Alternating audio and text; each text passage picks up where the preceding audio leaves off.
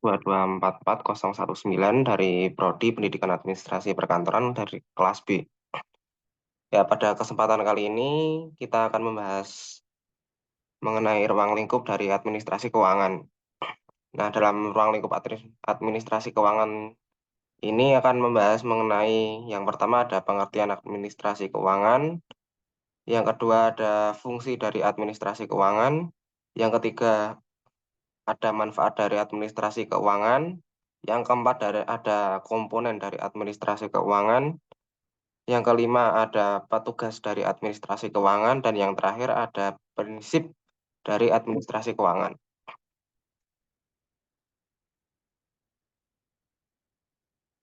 Nah, yang pertama ada pengertian dari administrasi keuangan.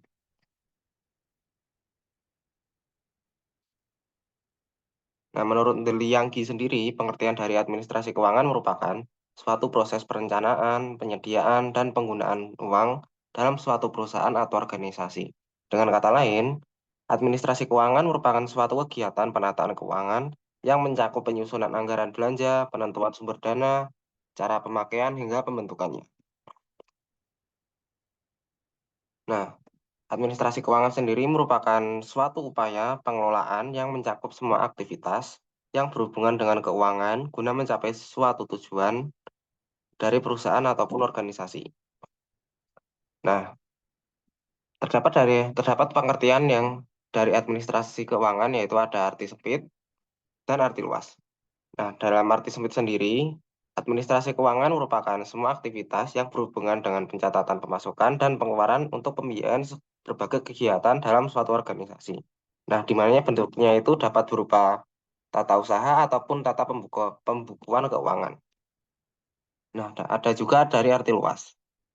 Menurut arti luas, administrasi keuangan merupakan suatu kebijakan mengenai pengadaan dan penggunaan keuangan organisasi untuk mewujudkan kegiatan organisasi tersebut, di mana bentuknya berupa pengelolaan keuangan meliputi perencanaan, pengaturan, pertanggungjawaban,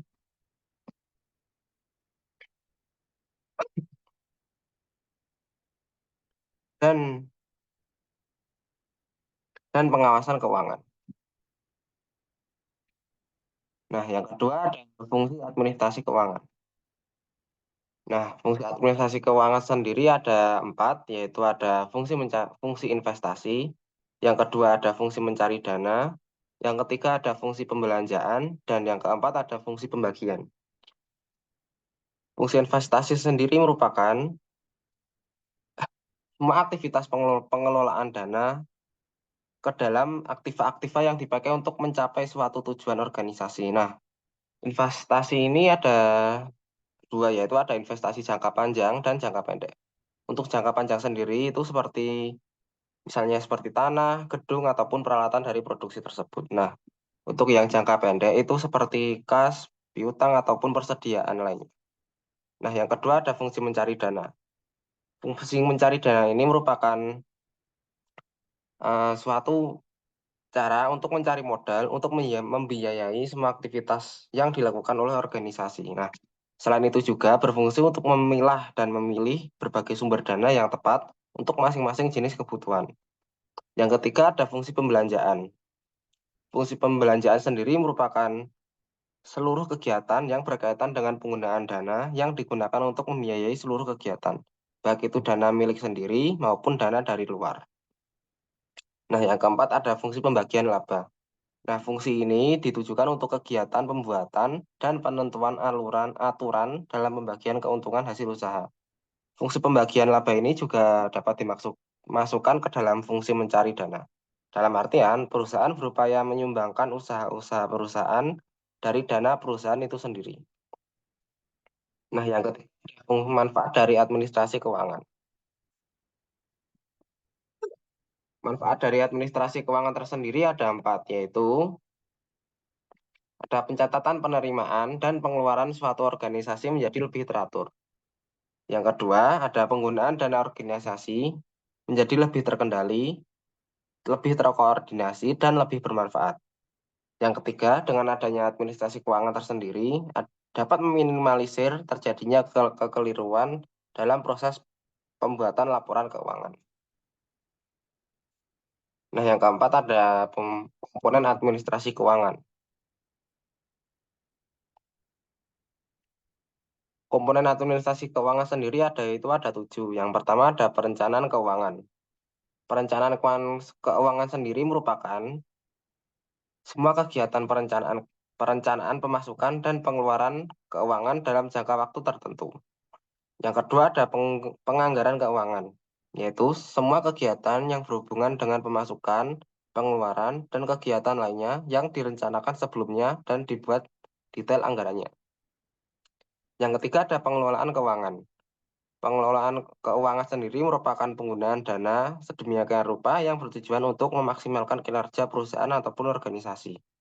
Yang keempat ada pencarian keuangan, yaitu semua hal yang berhubungan dengan upaya pengadaan dana agar semua kegiatan perusahaan dapat berjalan dengan baik. Yang keempat ada pencarian keuangan. Pencarian keuangan sendiri merupakan semua hal yang berhubungan dengan upaya pengadaan dana agar semua kegiatan perusahaan dapat berjalan dengan baik. Yang kelima ada penyimpanan keuangan. Penyimpanan keuangan sendiri merupakan aktivitas pengumpulan dana perusahaan dan menyimpannya di suatu tempat yang aman, seperti bank ataupun tempat lainnya. Yang keenam ada pengendalian keuangan, yaitu semua hal yang berhubungan dengan penilaian dan perbaikan sistem atau kinerja pada bagian keuangan dalam suatu perusahaan. Nah, yang terakhir ada pemeriksaan keuangan, yaitu hal-hal yang berkaitan dengan audit internal terhadap pembagian keuangan perusahaan sebagai upaya pencegahan terjadinya penyimpangan. Nah, yang kelima ada petugas-petugas pada administrasi keuangan.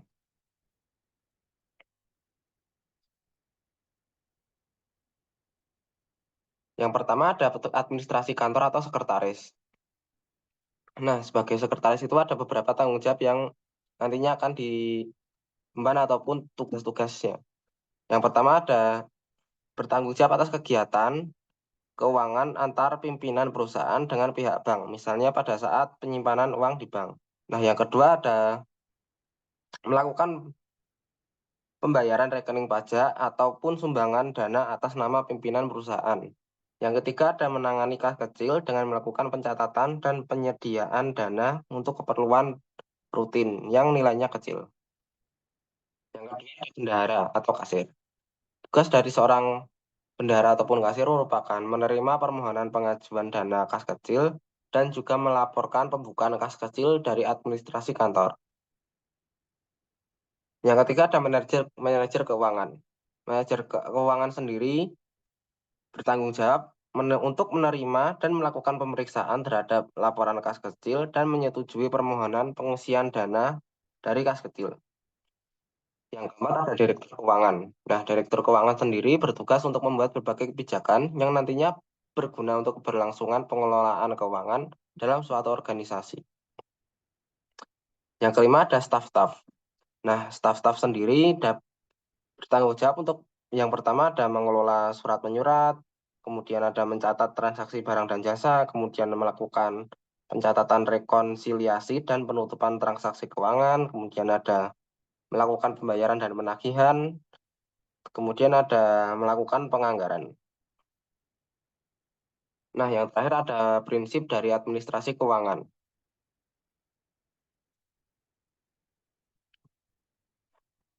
Prinsip dari administrasi keuangan sendiri ada 7. Yang pertama ada konsistensi.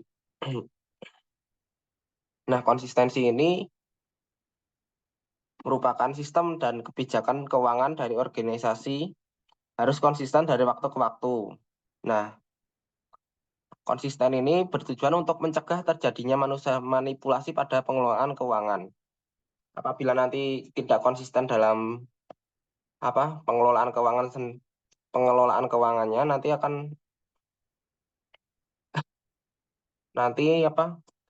terjadi hmm, merupakan suatu tanda adanya manipulasi dari pengelolaan keuangan tersebut. Nah, yang kedua ada akuntabilitas.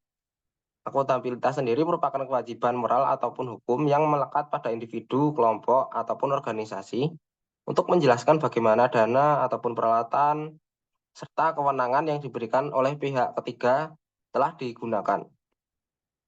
Yang ketiga ada transparansi. Transparansi sendiri dimaksudkan untuk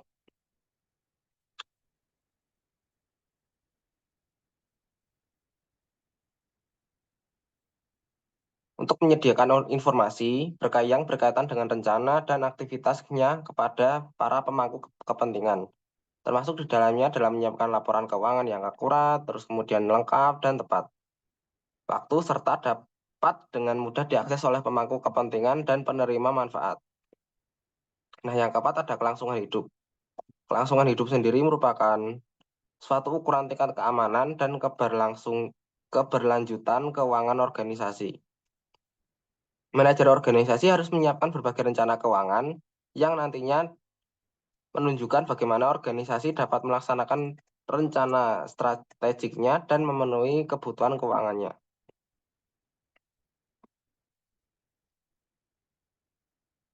Nah, yang kelima ada integritas. Dalam melaksanakan kegiatan operasionalnya, individu yang terlibat harus mempunyai integritas yang baik. Selain itu, laporan dan pencatatan keuangan juga harus dijaga integritasnya melalui kelengkapan dan keakuratan pencatatan keuangannya. Nah, yang keenam ada pengelolaan. Organisasi harus dapat mengelola dengan baik dana yang telah diperoleh dan menjamin bahwa dana tersebut dapat digunakan untuk mencapai tujuan yang telah ditetapkan. Secara praktek, organisasi dapat melakukan pengelolaan keuangan dengan baik melalui yang pertama ada berhati-hati dalam perencanaan strategik, kemudian ada mengidentifikasi resiko-resiko keuangan dan membuat sistem pengendalian serta sistem keuangan yang sesuai dengan organisasi. Nah, yang ketujuh ada standar akuntansi.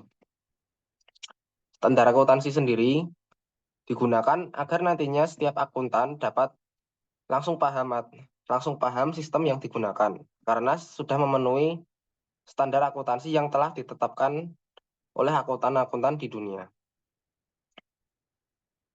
Mungkin mungkin itu saja yang dapat saya sampaikan. Apabila ada salah dan kurangnya mohon maaf. Wassalamualaikum warahmatullahi wabarakatuh.